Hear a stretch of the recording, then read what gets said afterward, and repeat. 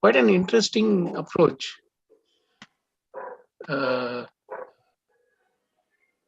Actually, I've taken this session on goal quite some time back. The book itself is pretty old, and but I don't know if I'm able to show you the book. Let me see. How does it? No, sir, it is. It doesn't show like that. No, sir. No. The technology is something else, not recognize face.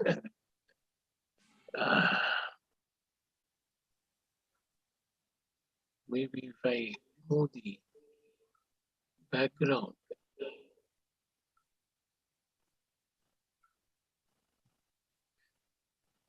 Now I can probably show you. Yes, sir. The goal. Goal.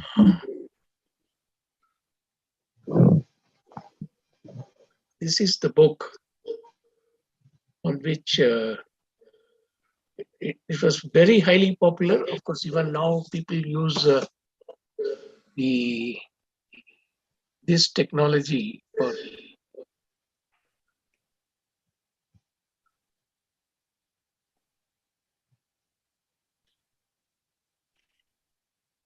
we'll wait for another few minutes. I think 6:05. I think we are supposed to start.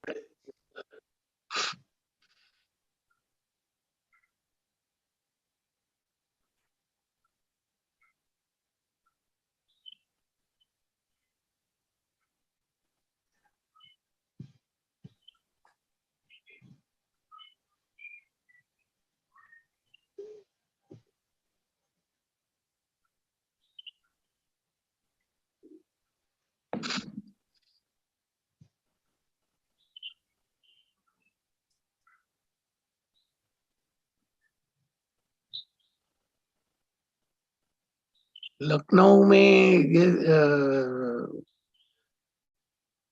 Voting हो गया ना? Last phase में खाली वाराणसी बाकी है. हाँ सुबीर. हाँ yes sir. Sir, Varanasi बाकी है. When is that? हाँ sir. Tomorrow is the last day. Tomorrow is the last day sir. अच्छा हाँ tomorrow is the last day. फिर बाद में रिजल्ट 10 तारीख को आता है. हाँ.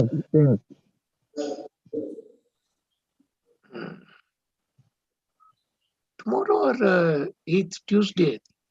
I don't know. When is the last day? Last tomorrow is last. I think tomorrow last. अच्छा tomorrow last. तो अंशज भी आ गया है. So we'll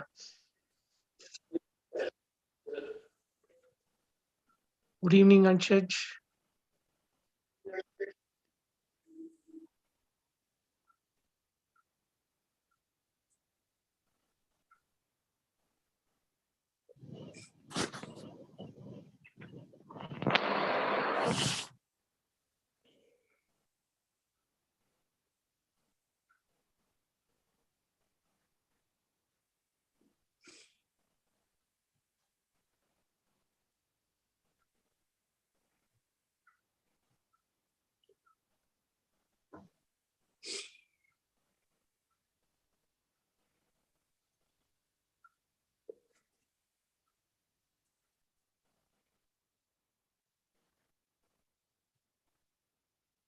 Okay, what we will do is I'll just go through whatever I asked you to read, and then from there we will take on to now you're able to see me? Yes. Okay, I'll just go through the that one page of what I asked you to read. Okay. This is called as the theory of constraints, and this was propounded by one Dr. Eliyahu Goldrath, right? In fact, very in common parlance, we call him Gold Rat, this thing will be called as Gold Rat. He is the person who thought of this kind of methodology for understanding and improving productivity in our operations in any organization.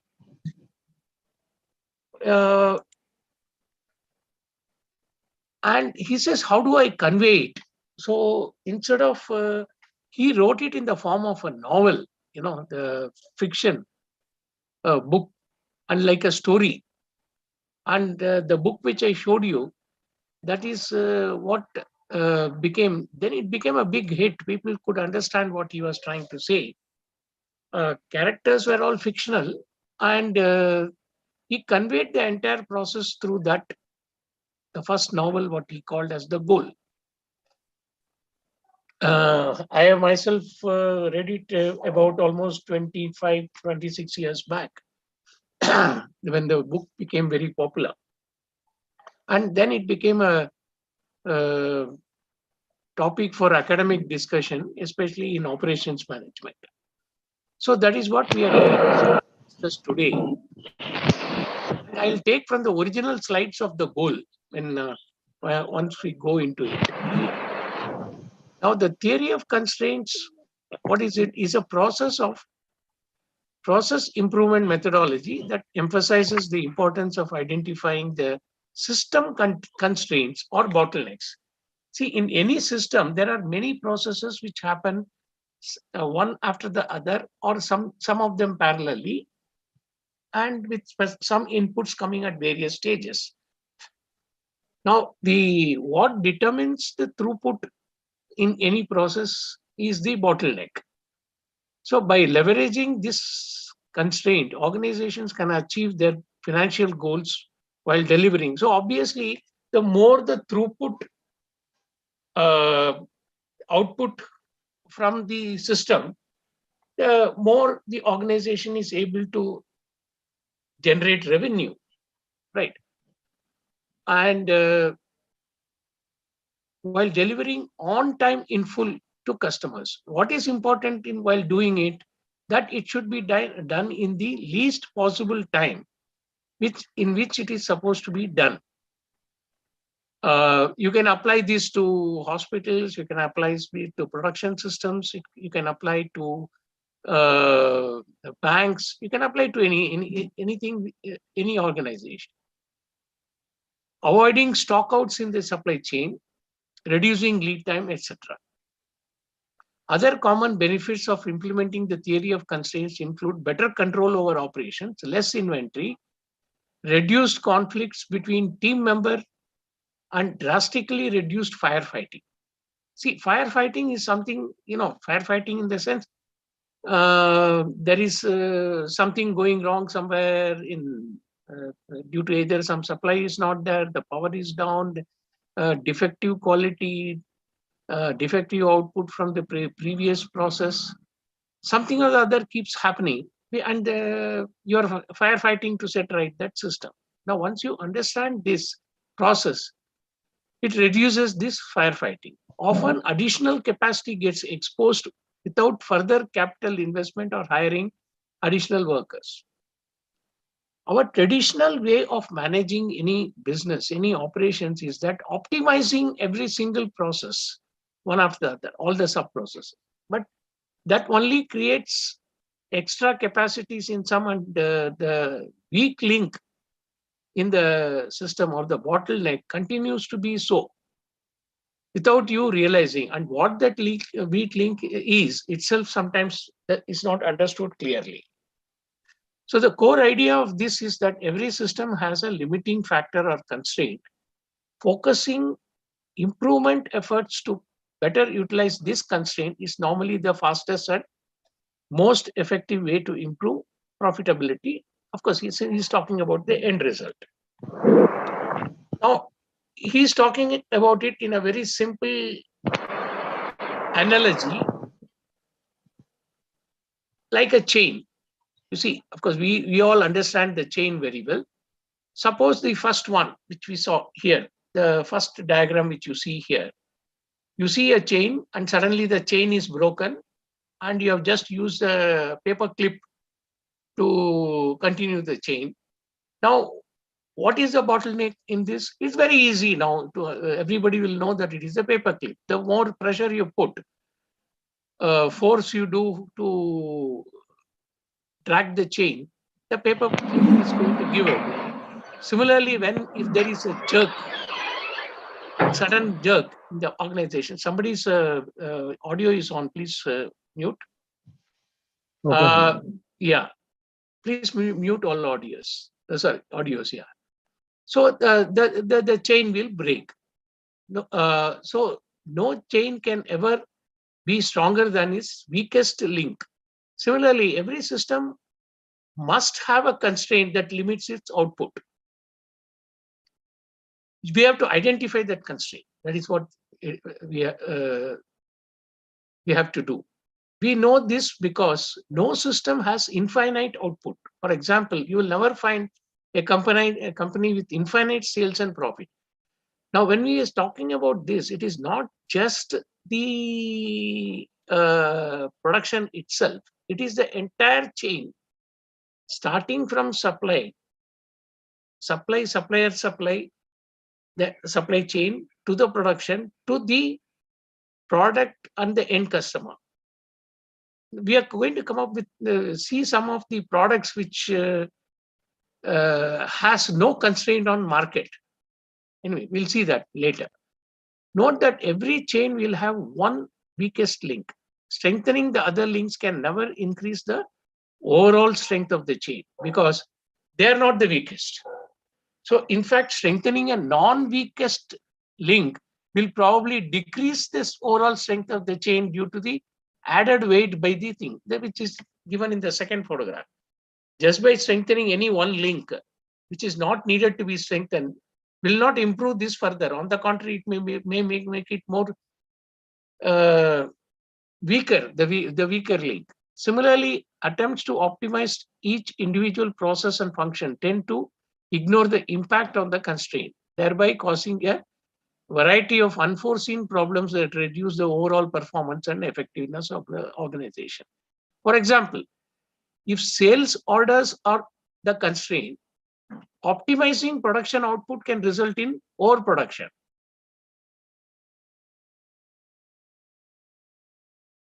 Now, a resulting cash crunch might also delay payments to vendors, thereby triggering supply problems which delay orders. See, everything has a chain reaction. You see, when you have an overproduction, what happens? You are not able to sell. So the money is blocked up in the finished goods inventory. And when the money is blocked up in the finished goods inventory, you're not able to pay the vendor. The vendor then starts delaying his supplies for further production. And when everything becomes all right, he will continue his delay in supplying the material, thinking that you are not going to pay till he gets the confidence that you will pay for his supplies. So everything is a chain reaction in a organizational processes. So to make it smoothly running, you'll have to continuously keep looking at the constraints, where the constraints are. So what if we made efforts to utilize the weakest link more fully? We could exploit it more by minimizing idle time of the chain or subordinate everything else to it by avoiding sudden jerks that add additional stress when it is loaded. That is where I'm saying he is using the chain analogy. Once we have mastered how to utilize the chain well, we might begin searching for ways of strengthening the weakest link itself. Even a small increase in the strength of the weakest link could have a rather large impact on the overall strength of the chain. Now, this is what, anyway, I'll go back to my slides. So this was the gist of what this theory of constraints is about. Now, as I said, I'll go to my slide share.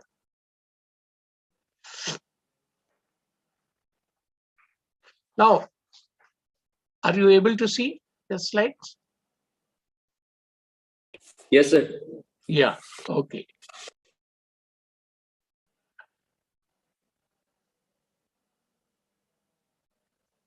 So what is the goal of our organization? Obviously, the goal of every organization is to make money, right?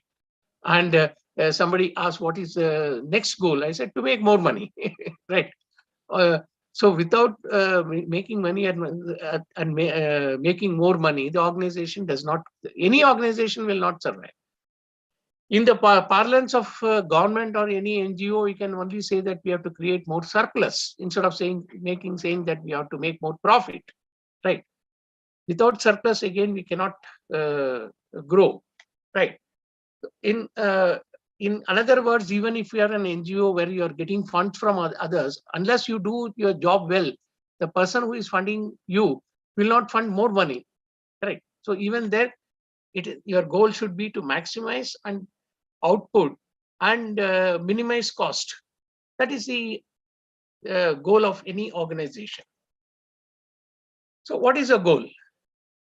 No, make money now and in the future. Say that is a main goal. By providing satisfaction to the customers now and in the future.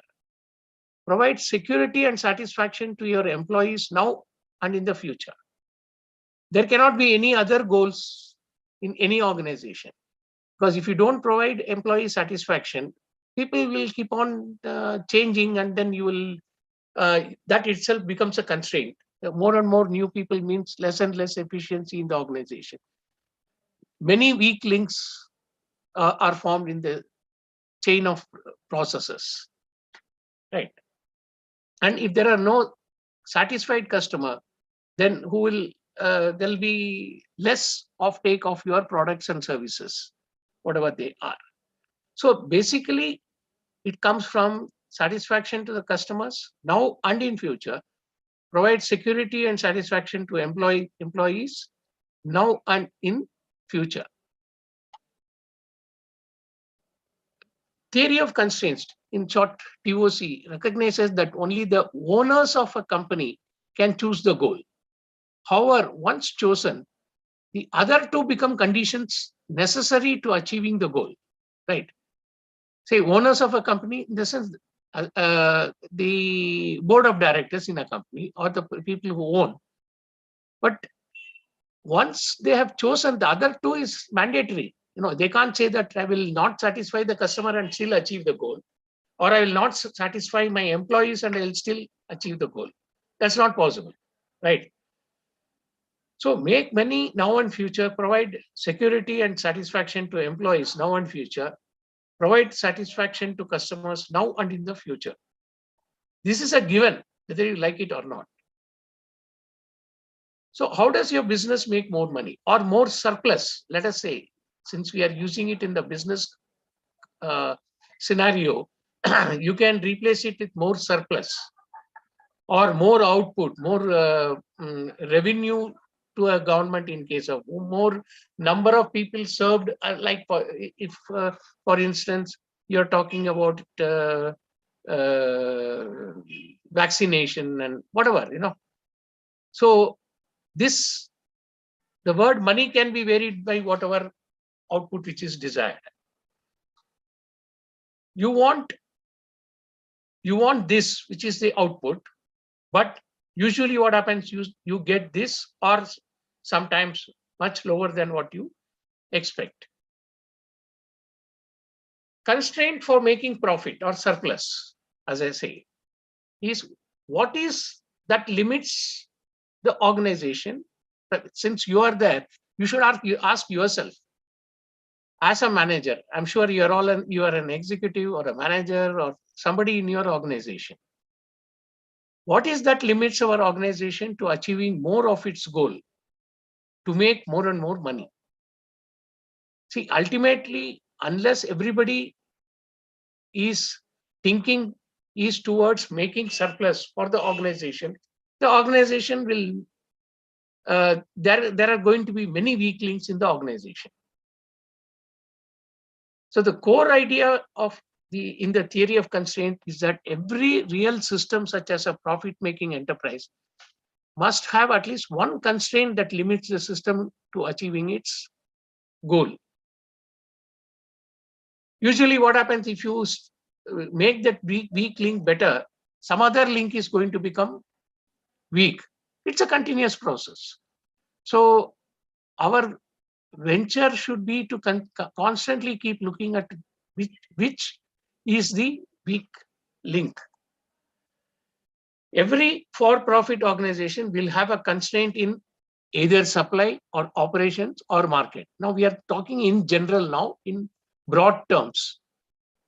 Once we go into operation, then we can go into sub-operations, and then the machinery, the men, the supplies, consumables, all that, in detail.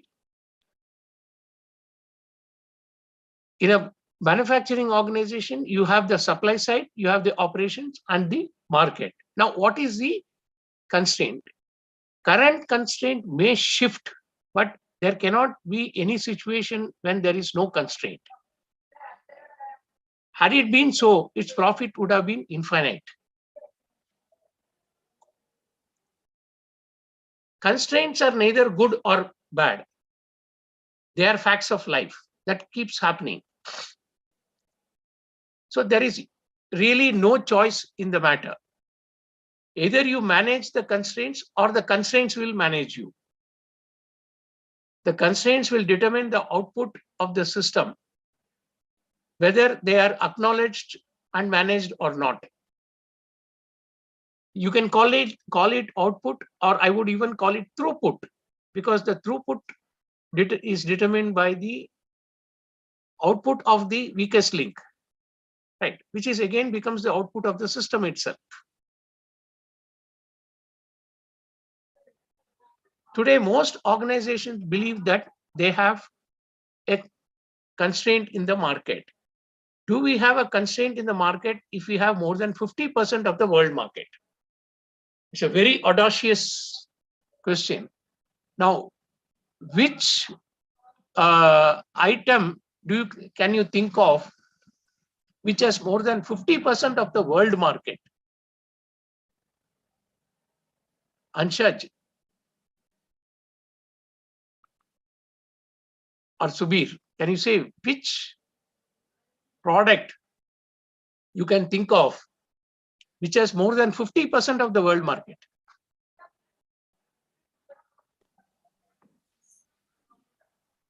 Can you think of anything? Product. Huh? So, who is the product? Kya? Sir, I asked you the question. No, which product you can think of which has more than 50% of the world market?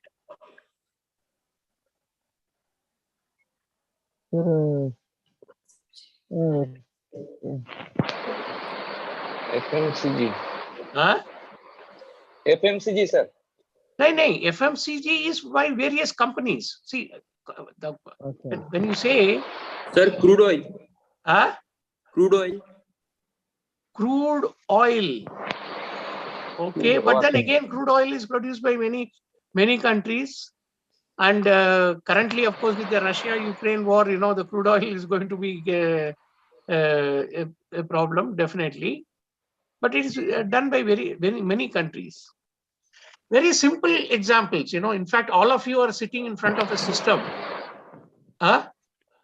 driven by one of the operating systems. Yes, Which is sir. that? Microsoft, you can just say. Correct. Microsoft.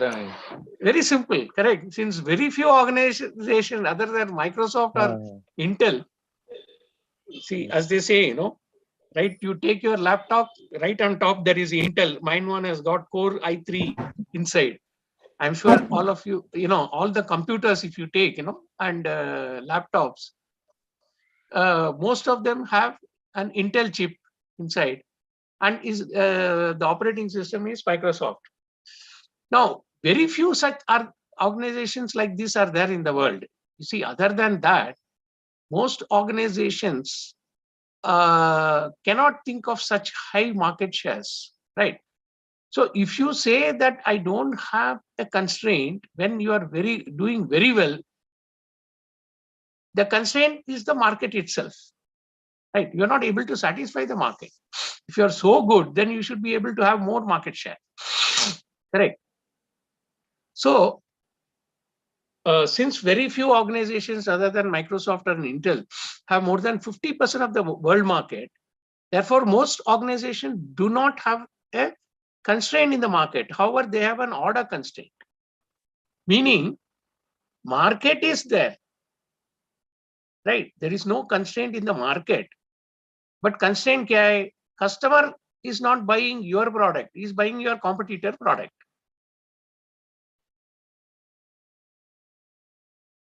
That's what it means. The constraint is not the market. So there is no point in telling your marketing team, yeah, of course, the thinking that you are satisfied with the market, because if you are satisfied, what will happen?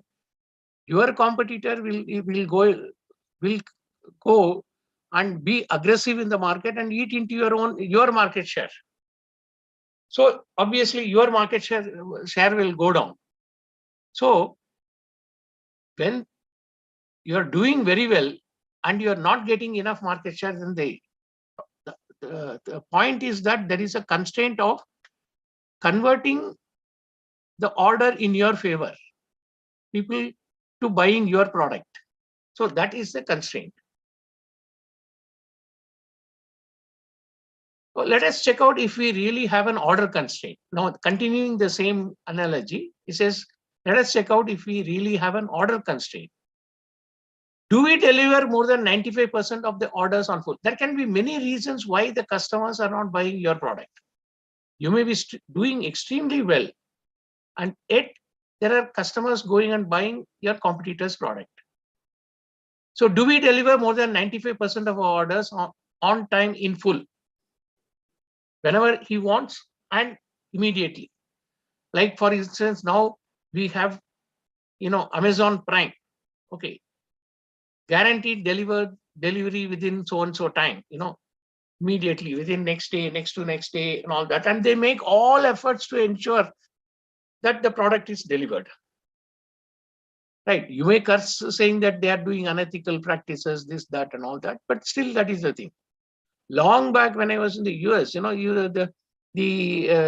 those delivery services, FedEx used to be the thing. They used to promise that anything will be delivered within 24 hours from any part of US to any part of US, even including Alaska, kind of thing. The way that is handled, maybe that they have to put extra effort to do fulfill that promise in some cases, but then it is worth it. That they have satisfied customers and they will not think of going for any other, irrespective of the cost involved. At least that gives them the surety. What do we do have an order constraint if the on time in full delivery is more than 95%. Suppose we are still doing that well and then we are still not getting orders. That means there is some other constraint. However, most organizations do not have OTIF even close to 95%. If they really see, there will be some problem or the other between the promised delivery and the actual delivery. They definitely do not have even an order constraint in that case. That means customers are there, customers are placing orders, but you are not delivering it every time in time. So at this stage, then you cannot complain that my market share is not going up and the constraint is the order. At this stage, we have already ruled out market or orders as constraints. And if OTIF is less than 95%, let us say, are we able to get 95% of our supplies on time? Okay, because he's going from, the delivery end to the input end. if we get our supplies 95% plus on time, then we have a constraint in operations. So if our OTIF is less than 95% and we get all our supplies in time, then the problem is in operations. However, if we do not get our supplies 95% on time, then we need to probe for deeper into the supply end. Do we pay our vendors 95% on time? Most of the cases, people don't supply in time because you don't pay them on time. If we pay our vendors on time and yet we are unable to get our supplies on time, we may have constraint of suppliers. That means your supplier whom you have chosen or suppliers whom you have chosen are the constraint. If you remember, when we talked about supply chain management, the word supply chain itself came into the being, that it is not only the supplier that is important, but the supplier's supplier and the supplier's supplier is important. Because any one of them the chain is weak, then you will not get your supplies in time. One of the reasons rather. So we may have a constraint in suppliers. Do we consume 50% of the world consumption? Now, are you so big that you are consuming things? In most cases, no. If not, we do not have a constraint even in the suppliers. We have a policy constraint related to the suppliers. That means you are not treating the suppliers properly. In case we are unable to pay our suppliers on time, and as a result, we do not get our supplies in time, then we have the most undesirable constraint, cash constraint. See, the reality of business is that the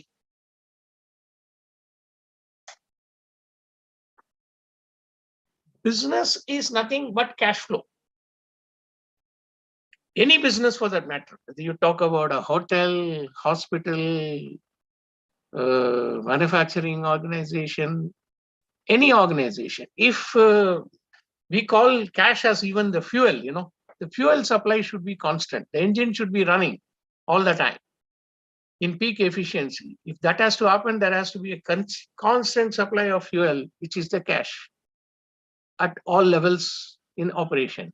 If that is not there, imagine if your employees are not paid on time. They're going to be disgruntled. They're going to keep looking for different jobs. They will not work with full commitment. Right. Now, the similar thing goes to suppliers. And if you don't pay your electricity bill, that fellow will cut your electricity. Right. So there are, cash is the main thing. Management of cash is the main thing in any business for that matter. So sometimes organizations have cash, but then they are not willing to deploy cash properly, or they use it for different, non-desired in a way. No, that is also wrong. So cash should not be a constraint in any operation. We have cash constraint only if we have orders, manufacturing capacity, right suppliers, but we do not have cash to pay to suppliers, and they will supply only if they receive cash upfront. This happens if consistently you don't pay the suppliers, the suppliers will start making the terms difficult.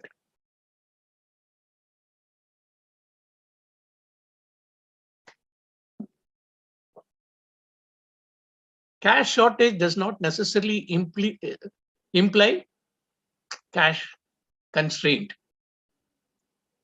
How you use the cash, that is more important. The next crucial need for success is achieving the goal is to identify which measurements will be used to judge success. To what are the yardsticks, what measurements you use for achieving the goal. Why measurements are so important? Measurements are the primary methods of accounting for the results of actions of being taken within an organization.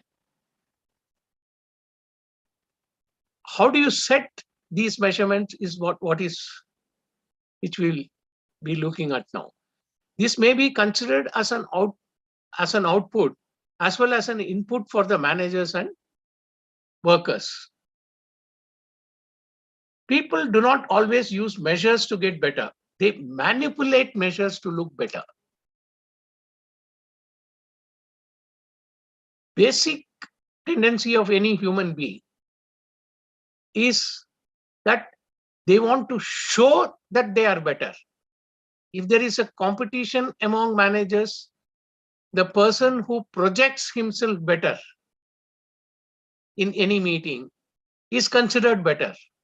But the management must use a proper dashboard or proper measurement to ensure that it is the output measurement is measured objectively and not subjectively. Right. Then, if not, then the constraint is the measurement yardstick itself, and the constraint is the manager who is looking at this output. Wrong measures lead to bad decisions. What measurements should we use? Operational measures. We'll see one by one, right? Throughput. I said I used this word right in the beginning instead of output. Throughput. That is what? Investment. Operating expense. What is throughput? The rate at which contribution rupees are coming into organization. Because contribution, in the sense the return, the revenue from the customer comes only when the output is delivered. And the output is delivered based on the constraint in the operations in the production process or realization process. Only rupees generated by the systems are counted. Not, monies brought by somebody from the bank or somebody from, like you get an extra overdraft. No, they are not counted, borrowing from the market, all that. So T, the throughput is equal to net sales minus all truly variable costs. Investment, all the money currently tied up inside the system is an investment. It could be for, materials, manpower, work in process, all that. All the inventory in raw material, work in process, or in finished goods. Money blocked in plant and machinery. Receivables are also part of the investment. Inventory valuation equal to raw material cost plus value addition. Operating expense, all the money that system spends on converting inventory into throughput.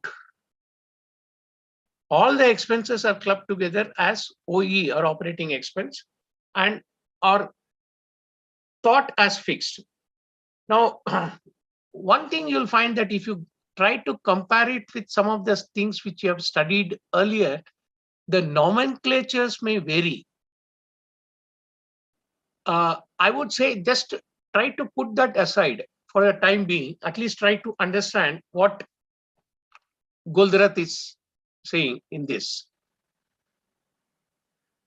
All employee expenses are part of OE.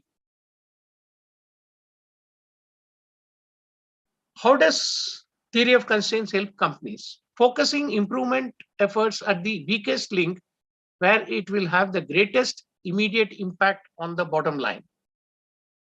Providing a reliable process that ensures organizational reliability in the market as its competitive edge. Fundamentals, paradigms of TOC. theory of constraint.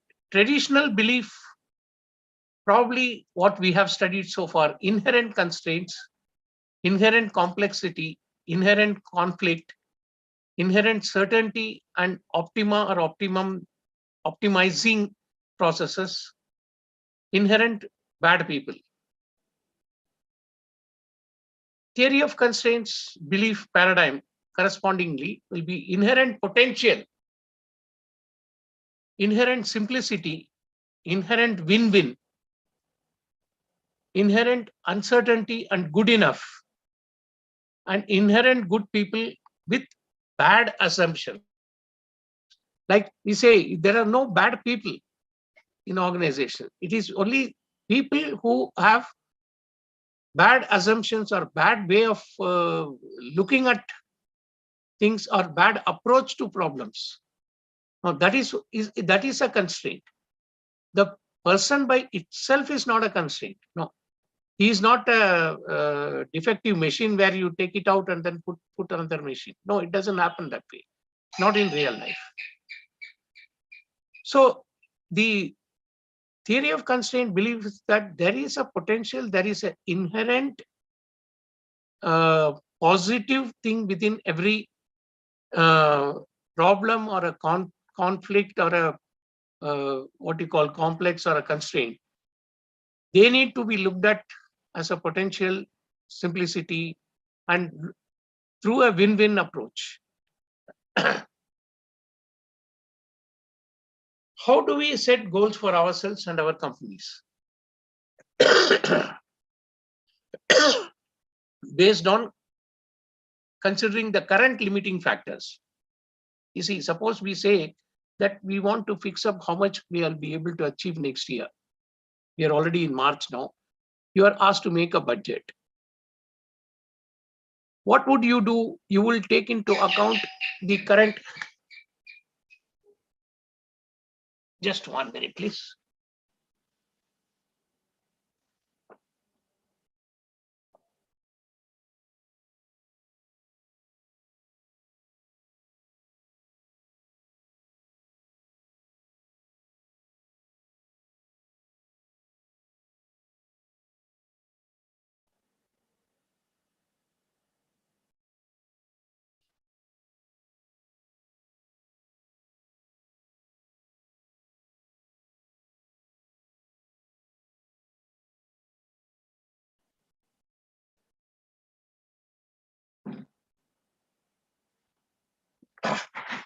Sorry, had to attend to something. Okay, based on considering the current limit. So as you were saying, suppose you had to make a budget for next year. You will take into account all the things currently, how you have been working and what are the things you can improve. And then based on all that, they are all the limiting factors. Based on that, you project that this is what you can give an output for the coming year. But actually what is happening is you are giving only your departmental output and you are trying to optimize it. So similarly, every department will give and the management will go by what you have given to make up an overall budget for the organization itself. Would you consider the inherent potential? Now, what you should do? What are the limiting factors or inherent? What you have lost and how much can you make people do better or equipments do better or materials to do better, processes to do better? Are you considering that? That is important. How should we deal with complex systems and complex problems? Break it up into simpler parts and analyze, optimize each part. Follow a systems or holistic approach. Obviously, the second one here also. How should we deal with conflicts? Find better compromises, find real win-wins that break the conflict. In fact, I told you about Stephen Covey. What works in life is always a win-win. Win-lose will never work in life. So that is why you never in life look for what we call as compromises. Stephen Covey actually calls it as a third alternative solutions. Something which will be acceptable to both, which is not what both each one of them desire, but something what is acceptable to both and which is different than what each one desires. So that is called a win-win rather than compromises. How do we deal with chaos and uncertainty? Do we try to manage chaos by reducing local variations, using more sophisticated planning algorithms, or simply remove systems from chaos conditions? Do we assume we can find optimum point, or do we assume we have inherent uncertainty and look for good enough levels? Yeah, so when something is not working and all that, so maybe you can find out what is good enough and continue working rather than look at the undesirable things. What causes bad or undesirable behavior? Is it bad people or people with bad assumptions, policies, measurements, and etc.? One clear maxim in management itself is that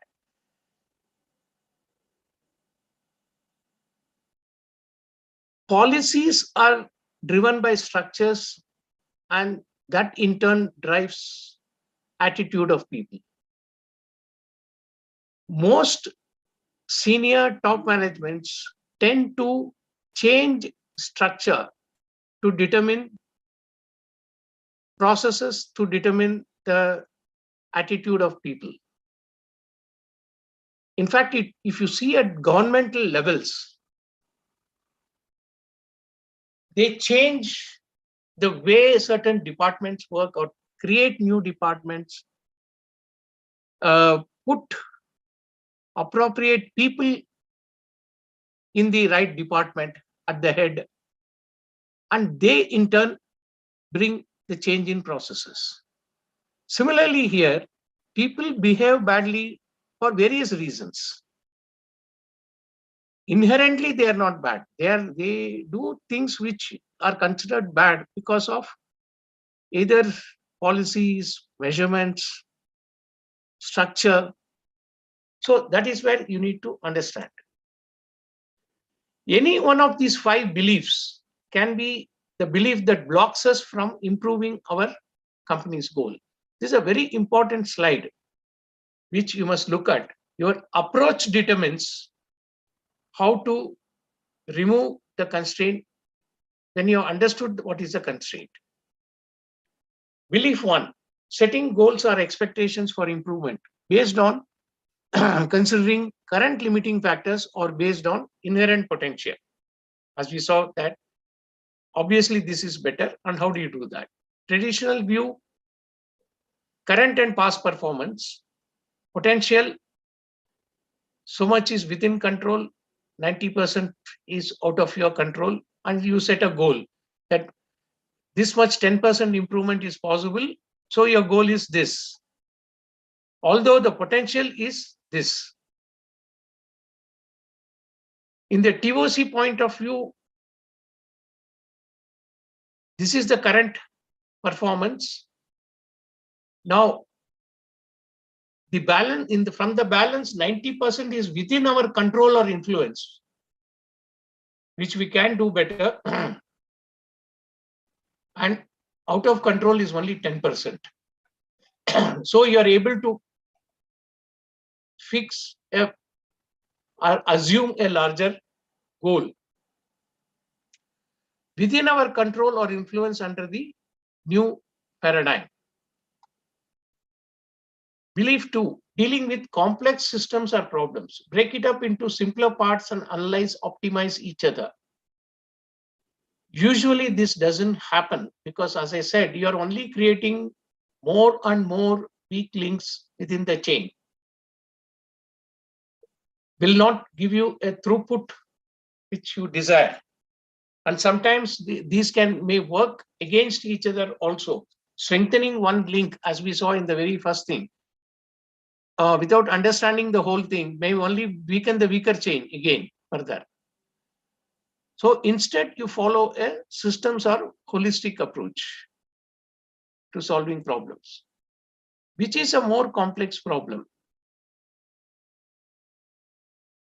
Obviously, this So the traditional approach, the best way to deal with complex problems is to break it up into simpler parts and analyze and improve each of the inputs that we saw already, or a belief that system equal to sum of its parts. This is the approach. A cent plus a cent plus will finally accumulate a fortune is a realist point of view. But what are the drawbacks of this approach?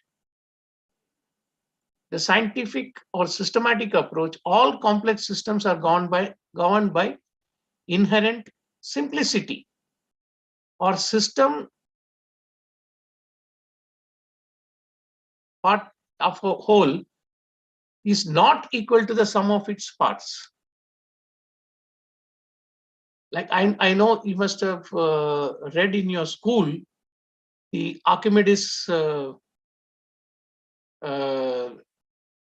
said that give me a lever and a leverage point, obviously, where you can put a lever and a place to stand, and I can move the earth.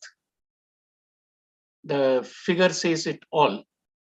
So all you need is a lever, a leverage point, and a place to stand to operate the lever. You can move any big problem. But what do we mean by complex or inherent simplicity?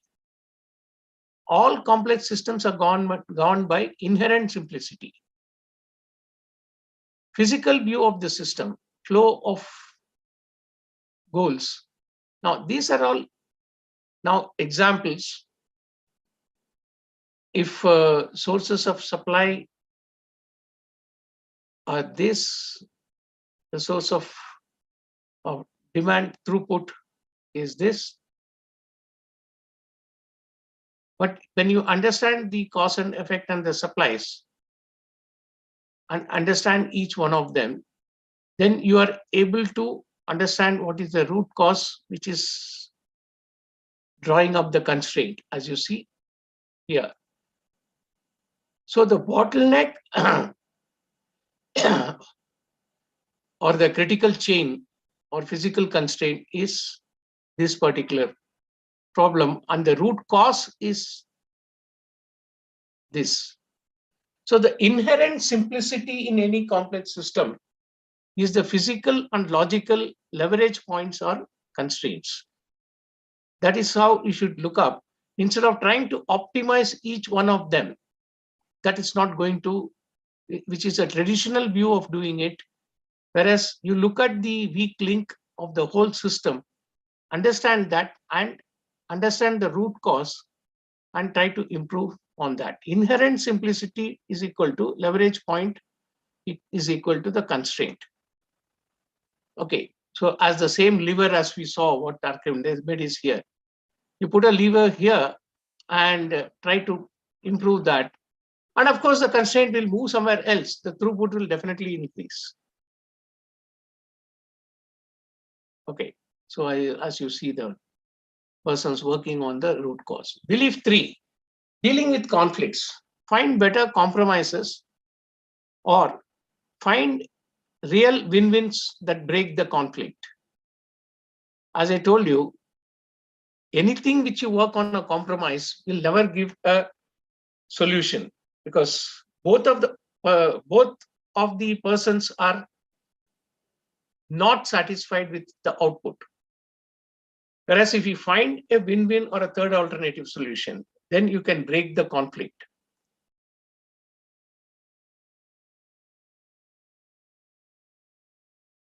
How do we normally deal with conflicts? Why is it so frustrating that when we face a conflict? Strategy: improve profits, return on investments now and in the future. Tactics: focus on win for customers, effectiveness. Focus on win for the shareholders, efficiency.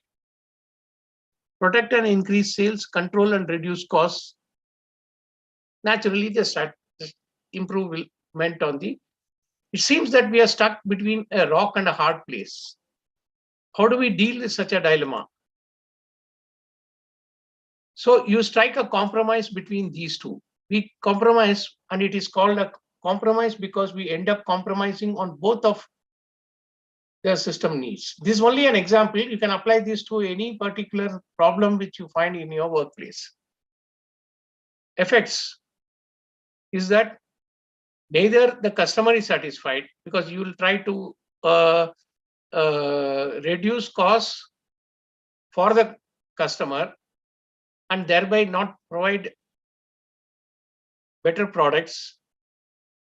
So higher cost investment, lower profits, more shareholder complaints, less investment, cash. So neither the management is satisfied. So in reality, the oscillation between these conflicting policies and metrics, modes of operation, has devastating effects on the overall system's goal.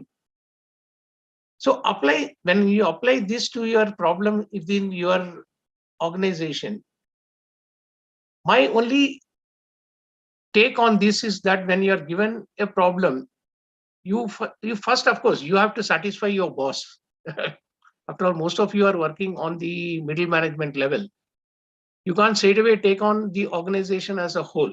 But I have been in corporates too. I can tell you that you not only work in making the system in which you are working more efficient by removing the bottlenecks and resolving conflicts, but you simultaneously look at the system, and at least you can say that, I can give you a much better output, or we can have a better throughput for the organization. If we handle these issues as well, it could be more of a suggestion to the next level of management. Sometimes, of course, they will take credit themselves and go and inform that, yes, we have found out that if you do this, you'll do better. But then it is okay, because after all, you're not going to be middle management all the time. You're going to grow to senior levels. And you will grow only when the top management looks at your potential. Please understand that they don't promote you for your efficiency. They promote you for your potential. Okay. And most of the times we think that they are not observing. Any good top management will be constantly monitoring at least 2 to 3 levels below, because they are always worried about who is going to take charge next and how, what is his potential, his her potential. How do we TOC deal with conflicts? Conflicts do not exist. Conflicts are caused by wrong assumptions about reality. Okay, the same example. The power of course, this the Chinese yin and yang, the way to deal with complex is not to find better compromises. The way to deal with conflicts is to break the conflict by finding the wrong assumption that created the conflict, that blocks the win-win and achievement of the goals. Okay.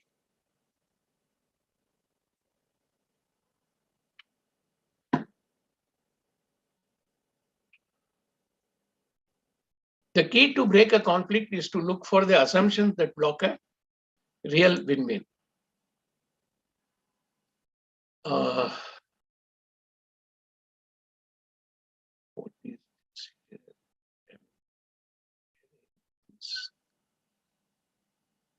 General core conflict. Manage operations well, increase flow for the customer, control clause, take expensive actions to meet the requirements, refrain from any. These are conflicting requirements. There is constant pressure to improve the level of service. There is a constant pressure to increase the variety of products to the market from the same facility. There is a constant pressure to contain investment and expense. These are conflicting realities in life, because after all management want to get more and more from the same a given set of facilities.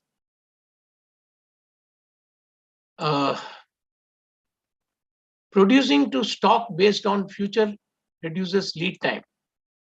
This is very good, but all orders in production line are real. That's what we assume. Increasing the flow of all orders in the line increases customer satisfaction. That's what we assume. Understand the holistic approach to systems. Organization as a chain.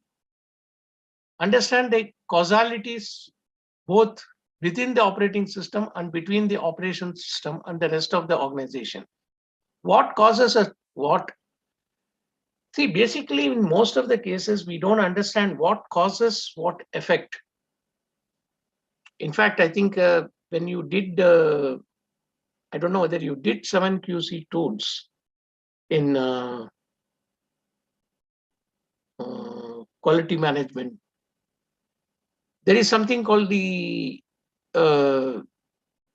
fishbone diagram. Yes, I did. I did do that for you guys. Yeah, the cause and effect diagram or the root cause diagram. Now that can be applied for minute problems within your own set department to the organization as a whole. After all, like if you say, as a total system in India, we are facing so many problems relating to various things. And each one of us are very good at telling about this is caused by this and caused by that. How do you know what has caused the problem? Because in the last 1,000 years, we have undergone so many changes within this country, right? And so many people have been wiped out. So many cultural changes have happened. So many system changes have happened. And what was 1,000 years before, that is not the India what we have. Same thing happens in organizations. As even a 10-year-old organization carries a lot of weight, unnecessary weight in various places, unless they are constantly trimming themselves and making themselves effective and efficient all the time. It doesn't happen, So understand the causalities both within the operating system and between the operations system and the rest of the organization. And I will continue it saying that to the environment or the customers to whom the organization supplies. Apply the holistic approach inside the operating system. This is where I would insist that you as middle-level managers in any organization should not only look at the problems with of any improvement or setting right things or looking at cause and effect within your own department, but look at the problem as a whole within the organization with respect to all other departments and systems working inside the operation. You'll find that your problem may be due from somewhere else. And unless that is set right, you will not be able to further improve whatever improvements can be done. The whole organization supply chain, raw material, operations, finished goods. Now, this is the system under which all of us operate. Organization as a chain. An organization can be compared to a chain, which we saw in that first one before we started the slideshow. We took that one page from TOC. The activities that constitute a business or chain of dependent events. For example, we do not dispatch components unless they are packed, and we do not pack until they are manufactured. Very simple. The output of the organization is achieved through the synchronized effort of various functions. The output is limited to the weakest area. To give an example of, let us say, the hospital. Okay, taking the analogy of the previous one, we do not dispatch the components unless they are packed, and we do not pack until they are manufactured. Let's say we talk about this component as the patient which has to be discharged. Now, can the patient be discharged just like that? No. Before that, all the relevant departments have to give a certificate saying that he is fit for discharge. He has been checked, and there is a, on the finance side, there should be a no due certificate, obviously. And for the medically, there must be a discharge summary, and only then the patient can be discharged. In fact, from my own personal experience, although I am involved in a couple of hospitals, I can tell you the most painful process in a hospital is the discharge. In fact, the doctor would have told you that tomorrow morning you will get discharged. But invariably, I've seen almost half a day goes in the entire process of discharge by the time the patient comes out. And he literally gets sick of this entire half day which goes through. Because most of the processes are initiated or done serially, not parallelly, not efficiently, not coordinated, and hence you land up with enormous delays in discharging the patient. If you are a person working in a hospital, if you can take up how to improve this system to say, let us say, instead of 4 hours to 1 hour, it's great. But when you go to, let's say, in a hotel, for example, now that's much different now. In the physical system earlier, you used to get the bills from various places, somebody does. Now in a computerized system, the moment the guest comes in for checkout, his bill is ready to be settled. And maybe it takes about 15-20 minutes for him to finish and get out. Now, that is possible because now the computerized system there has made sure that all these are made effective and efficient. So nothing is left out. And the customer is also satisfied that nothing extra is billed or whatever, and then he goes out. Now, of course, this doesn't happen in the same efficiency as in, let us say, hospitals. So, but there are a lot of constraints, and that is what they have to look into it. What should be done to improve the output of an organization? Generally, what happens, unless the person is discharged, then that bed is still not seen as empty. So you can't take a fresh patient or move a patient from, let's say, the area where outpatient to the beds. Of course, it affects the throughput again in many ways. And sometimes even an outpatient may want to not to get get into the hospital. He'll say, I'll go and look for something else.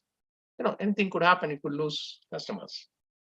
So organization as a chain, should we improve all functions or all links, or should we strengthen the weakest link or the weakest function? TOC's simple solution is that unless we improve the weakest link, the organization output or chain strength would not increase at all. So that is where you have to see what is the thing which you need to improve, and not necessary that everything has to be improved. Is it possible that overall organizational effectiveness is reduced by improving performance in one department? The global improvement is not the sum of all local improvements. Please understand that. That is the most important message which theory of constraints tells you. In the TOC world, optimizing a subsystem would sub-optimize the whole system, not necessarily optimizing the entire. Very ideal now. So let us say there is a raw material input, 10 units per day on an average. There are 1, 2, 3, 4, 5, 6 processes. Each process can produce 10 units per day. Series of dependent activities. One, the output of one is the input for the other, and then finally it comes the finished goods output. What is the output of the chain? Sashi Prasad. Meghna.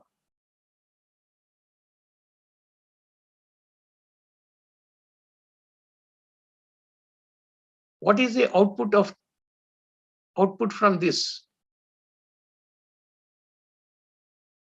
Yeah, you can unmute and then talk.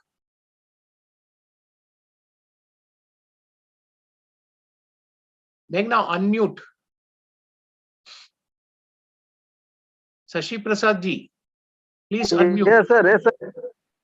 What is the output from this? Yes, sir. Good evening, sir. What is the output?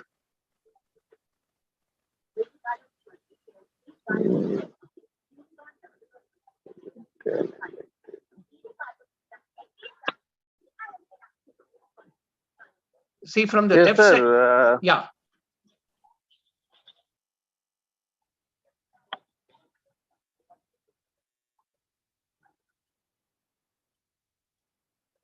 Ten units, sir. Yeah, correct. 10 units. So it is, see, each of the processes can do 10 units, and each process output is the input for the other process. Although they are continuously being worked out, but the output at the end of the day will be the 10 units which are processed by the last process. Correct? Yes, sir. So the output of the chain, if we call this as a chain of processes, 1, 2, 3, 4, 5, 6, or A, B, C, D, E. Yes, sir. Each of them is a very balanced chain. There are no weak links, right? And each one can give 10 units per day on an average, and each is dependent on the other. So from the raw material after all these processes, the finished good output is 10 units. Okay. So Yes, it sir. is not, he says, the 10 units per day. Now, why? Because now we have considered that everything else relating to the operations is average. Correct? We use the term average. Now, on an average, yes, 10 units per day means someday it will be more than 10, and someday it will be less than 10, and the average is 10. This is for each of the processes. Okay. So if I draw a diagram here, time versus performance, and this average is 10 in a normal distribution diagram, even if you take almost a normal distribution diagram, 10 is the mean. Maximum could be 12, the minimum could be 0 also, because we use the word average. Okay. Now this is for one process. Now let us say A, B, C, D, E, F are the processes. Here we saw 10, 10, 10, 10, 10, 10. Okay. And we said the finished good output will be 10. That's what we assumed. Correct? Now, work on any resource can only start after the preceding resource has finished the job. Correct? Abhi hospital scenario mein, abhi bolo, you can't start unless it is an emergency where a doctor attends to before admitting.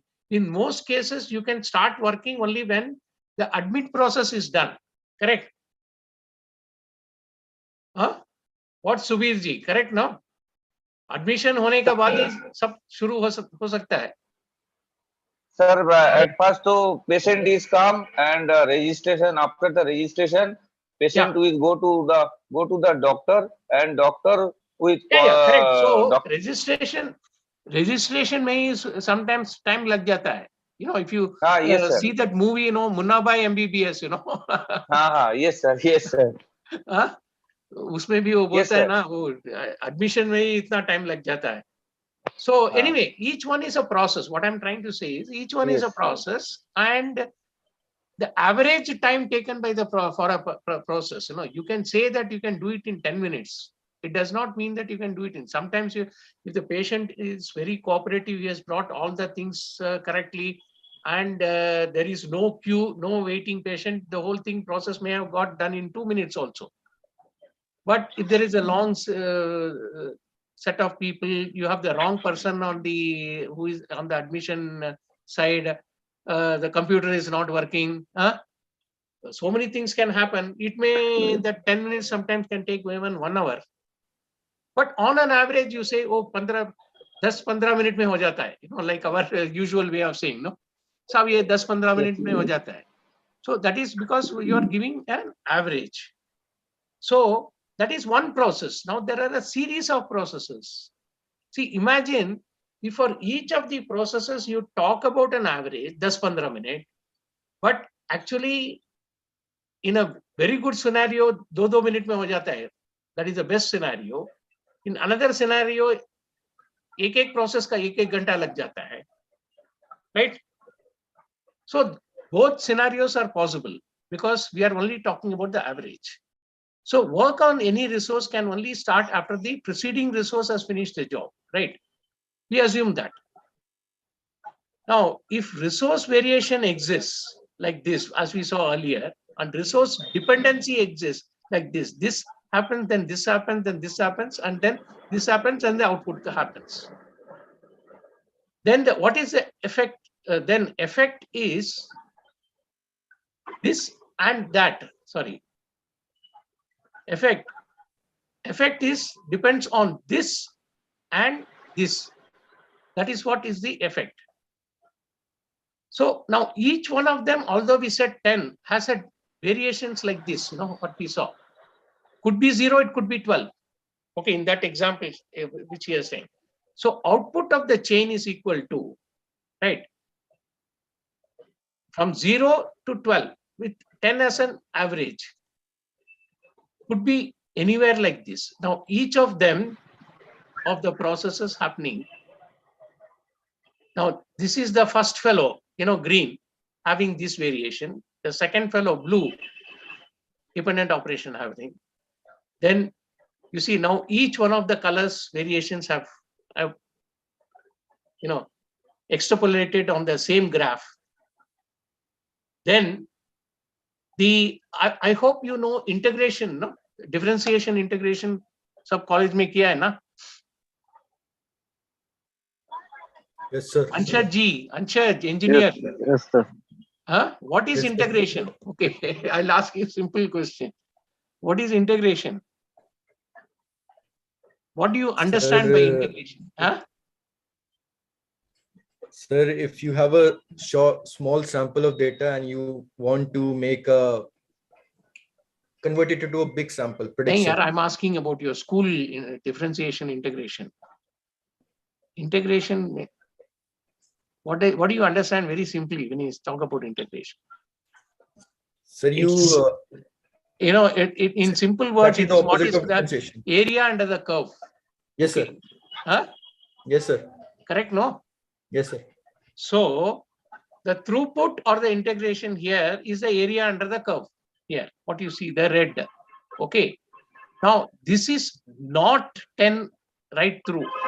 Now, what will that be if you actually see, right? It is actually 5. We saw, right?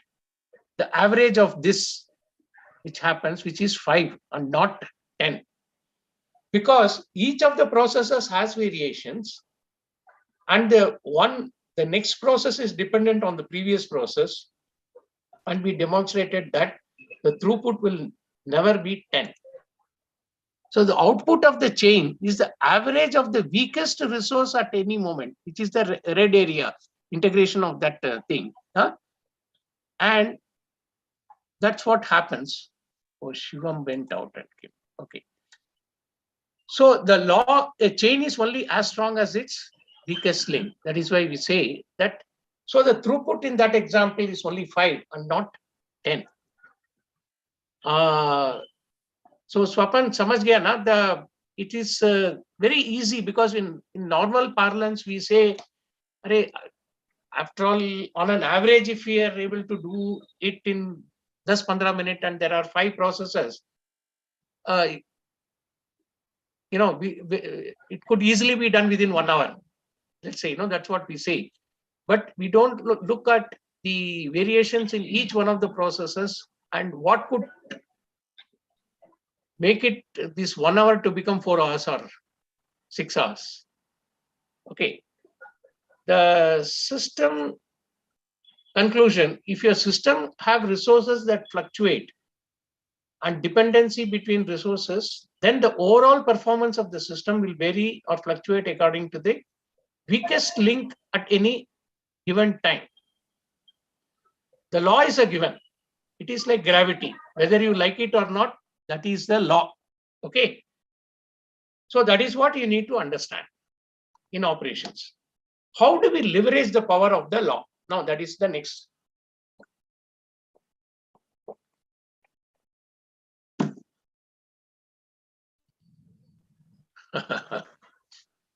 Very nice term. Yes. हमको, huh? The focusing, the 5 focusing steps, which he calls as 1, 2, 3, 4, 5. A chain is only as strong as its weakest link. First one, identify the weakest link. Decide how to exploit the weakest link. Subordinate everything to the previous decisions. Elevate the weakest link. If you have broken a weakest link, then go back to step 1. Old habits, remember, die hard. Identify the constraint, exploit the constraint, subordinate all policies, decision, and processes to exploiting the constraint. Elevate the constraint, and if need still more output from the constraint, elevate it. Avoid inertia. If in a previous step constraint shifts, then the cycle goes again to look at the next weakest link. Again, another example. The on average design process A, B, C, D, E. 2000, this is designed for an average of 2,300, 2,300, 1,750, 2,300, and then the finished goods. How do you accelerate improvement? That is what you say. It is a resource for which the flow suffers the most. Obviously, you look at this. The other parts wait for some part to be processed by this resource before assembly. The resource before the WIP piles up the most. It is not always the resource with the least capacity in the plant. The bottleneck is a resource where capacity is lower than the demand. Obviously, you look at this because the moment you see this figure, you know that this is the constraint. It is absolutely important to utilize all the available hours of the bottleneck. 1 hour saved in the bottleneck is 1 hour saved for the entire line. Capacity of the bottleneck must not be wasted. That's a simple thing. Do not waste the available time. In fact, we have very simple things, that when we have such kind of a constraints, we start maybe half an hour earlier before the shift and all that. And then during the lunch break, we provide an alternate resource to ensure that it is running. Give some overtime after the break, after the day, at least you're allowed to give about 2 hours of overtime to a person. So you utilize that. Now, these are some of the common things which we do in operations. Okay. So make that resource work more to remove the bottleneck. Do not waste the available time in this bottleneck resource. You should not be waiting for the operator. As I said, half an hour before we start, take this person to come. You should not process defective parts. It should not process the parts which are for sale, not for future sales. It should not process the parts which are processed by some other source. It should not process the parts which are not required to be processed by it. It should not be starved or blocked. Now, of course, this is applicable to any kind of scenario, including hospitals, whatever you can say, Like I was watching a movie where usually the bottleneck is the radiology or sometimes the pathology. Sometimes they take a lot of time. and a lot of things are queued up now. What is which is they will go by the physical queuing up of work only, but there has to be a system that if suppose somebody is going for an operation, then that those samples have to be done before. So you have to create things in such a way that the bottlenecks don't exist. That is where you need to understand the entire operations and where are all the bottlenecks could be. If you're a manager there, that is, do not waste the available capacity. How capacity is wasted? So here on an average, we saw that bottleneck capacity 1750. Reasons for wastage are maintenance, skill setups, breakdown, people. Upstream starvation, that is, coming from downstream, either you're not getting material for this itself due to some problem, or downstream blockage due to breakdown and people. Upstream starvation can be waiting for work, poor quality of material which are received at that place, missing parts, missing equipment, working on the wrong things, shifting priorities, etc. As I said, in shifting priorities, I told you about the pathology lab taking up things on queue, instead of on priority basis. Utilization. So what to change? The erroneous assumption that producing to forecast will increase flow, satisfying customers. A resource sitting idle is a major waste. What to change? Identify the bottleneck, decide how to exploit it, and subordinate the other resources to the above decision. I'll probably take up, I'm doing it serially so that you don't need a break. Now, next portion, we will discuss how it works in your organization. Now, think of this, how you will apply in your own respective organizations. I will stop sharing now, and we'll have maybe a 10-15 minutes discussion before we wind up. Okay. Now, you have understood, it's a very simple concept, correct?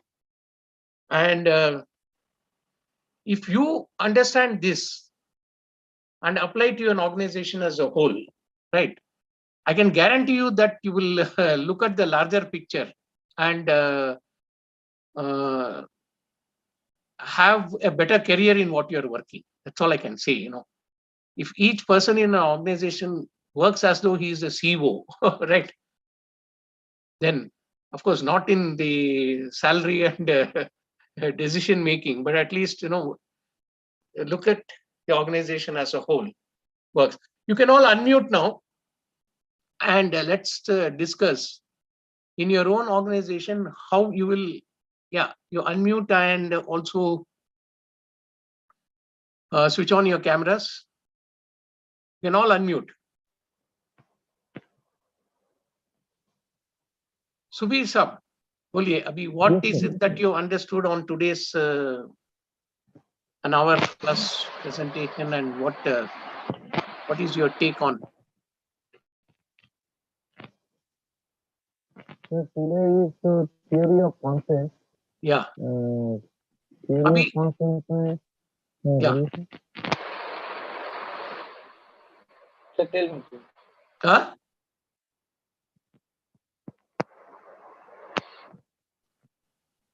How do you think you can apply this concept in the place where you are working, in the job which you are doing? And do you see in any way it can help?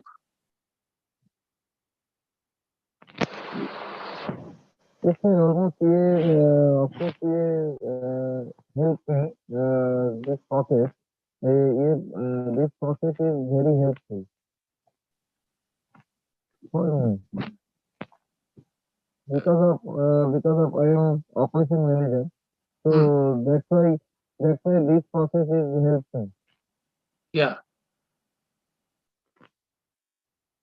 Anshaj.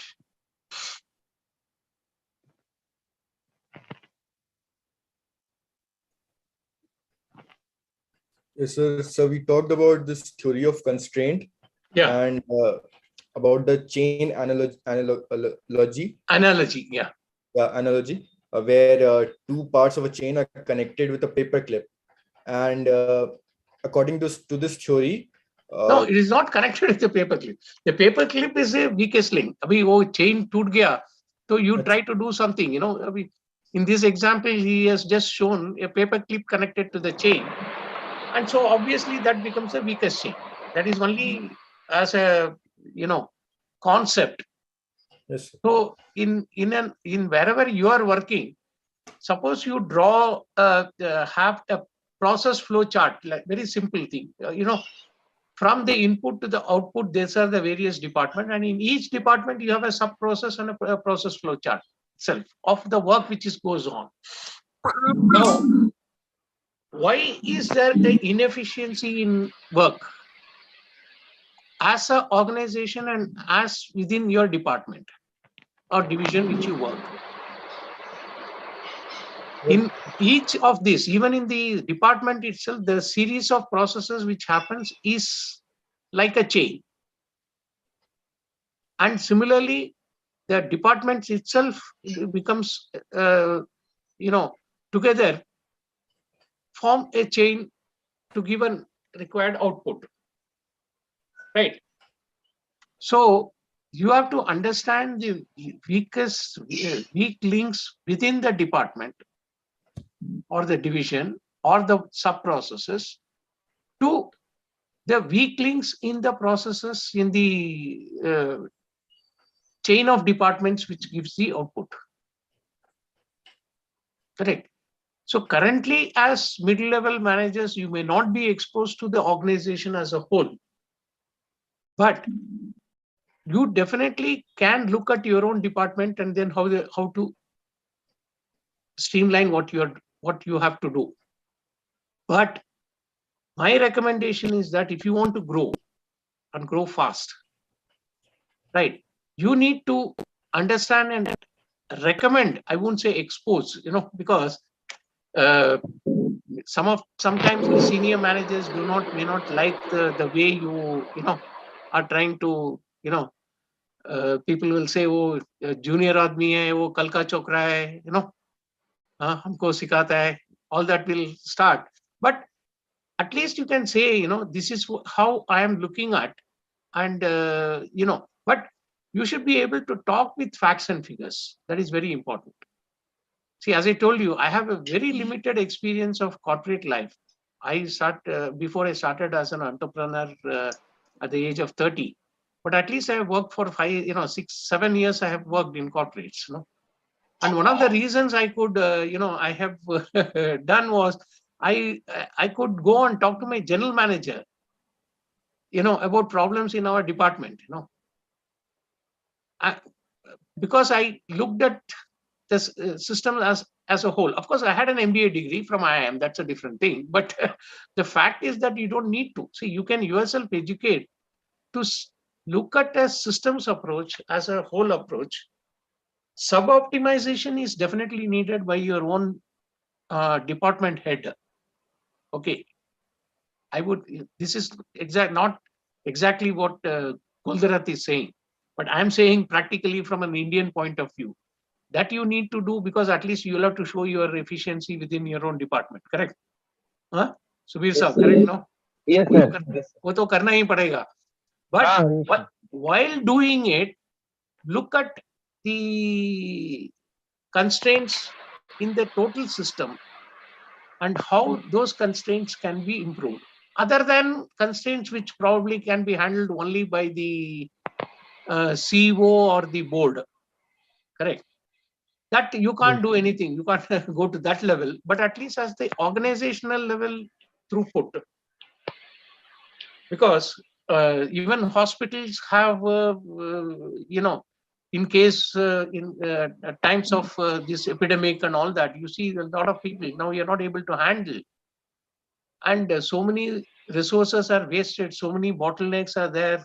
And in case of hospitals, sometimes death occurs due to this kind of resources not deployed properly. Okay, so a systematic approach which is needed. That's all to understand. And we saw it that in the very simple example. It is very easy to say 5 processes are there with 10 as an average. You assume that the throughput is 10, which is not really the case. So that is where you need to understand what I'm trying to say. Because once you understand that, then you will work yourself to know.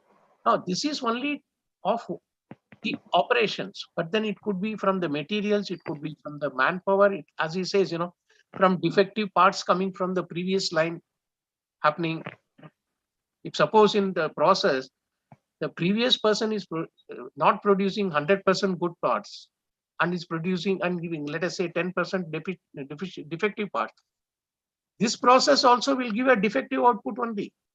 Definitely, at least 90 will be defective. If he is 100% efficient, his output will also have that 10% defects. So that is where you have to look at the system as a whole, right? That's what this means. If you get time, you of course I showed in the beginning the book. I'll show you again. I'll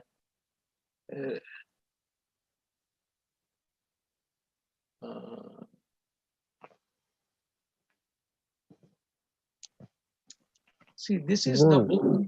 Huh? Goal. The Goal by Eliyahu Golder. It is actually a novel. Anshar, if you have you read? I'm sure you read some books. Huh? Yes, sir. I read novels, but I haven't heard about this book. Sir. No. Novel, matlab, it is written like a novel. Actually, this is almost 1984, first published.